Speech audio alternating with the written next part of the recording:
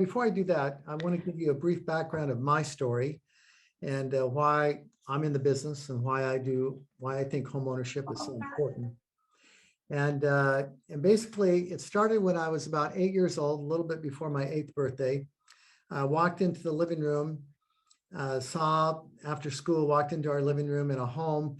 We had a 2-story home, a lovely home, about 2 blocks from the beach in Santa Cruz, California. And I walked in and I saw all my father's luggage in the living room, asked my mom what was going on. She sat me on her lap and basically said that my father was leaving. And he decided to basically abandon the family. And at that time I was the youngest, 2 sisters and a brother, and my mother.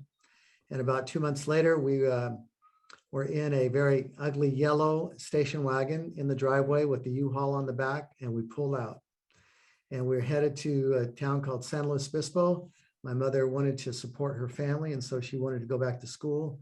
And there's a college named Cal Poly there, and she was accepted and she wanted to go to school. So we drove to San Luis Obispo. And it's kind of interesting, from ages 8 to 14, we moved 5 times. And the reason why we moved so often is that we could not afford to make the payments on the rent, or we were asked to leave. And then the 5th and final move was into the projects. And yes, there are projects in San Luis Obispo. Some people ask me that. There are government housing, and I'm grateful that we had that, because otherwise we would not have a place to live. And at age 14, that's where I spent most of my teenage years, growing up in government housing and on welfare. And going back a couple of years, my mother was diagnosed with multiple sclerosis. When I was 12, our pastor of our church and the brain surgeon came over to our home, and in the living room basically told us that our mother, she had been admitted to the hospital, and she was falling a lot, and nobody really knew why.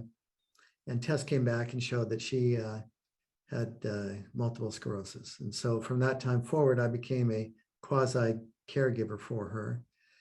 And then went through the aspects of seeing her disabled. And the thing that made it really challenging is the fact that we moved so many times. And I just decided that renting was not a cool thing to do. And at age 18, at that time, I stood by my mother's bedside, and she succumbed to acute leukemia at that time when I was about 18, and she died.